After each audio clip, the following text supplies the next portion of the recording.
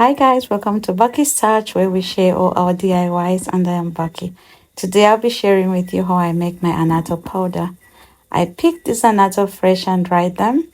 The color doesn't look all that gray when it's dry, but we'll see what happens. Let's open it.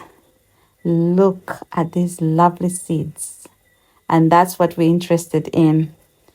So we're gonna open them all and take out the seeds.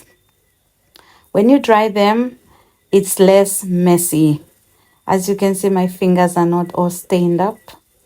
Yeah, when the annatto is dry, it has some black hair-like things outside. So it's better to sift the seeds to get rid of those black hair-like things. I don't know what you call them. Yeah, but when they're not dry, it looks kind of like the color of the annatto. So we're gonna pour these lovely seeds in the sift and just sift. You can see those little black things coming out. You see that? That's what I'm talking about.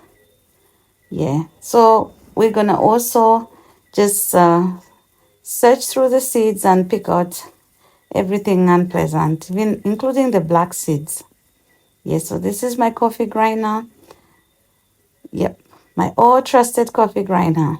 So we're going to pour the seeds in the coffee grinder and grind to a fine consistency. It doesn't have to be all that fine. It can be even a little coarse. It's just what you want.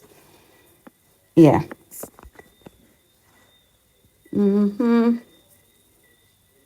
at that. Yeah.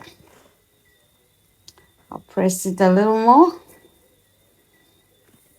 Yes, I'm done. Look at how it looks. Yeah, I just have to see how I clean up that. So now I don't sift it because everything is precious and needed. Look at that.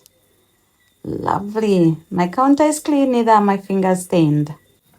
To my returning subscribers, thank you. This is the final result. The beautiful annatto powder. Thank you for watching. Please subscribe and hit the notification bell for more videos. Like and share. Bye-bye.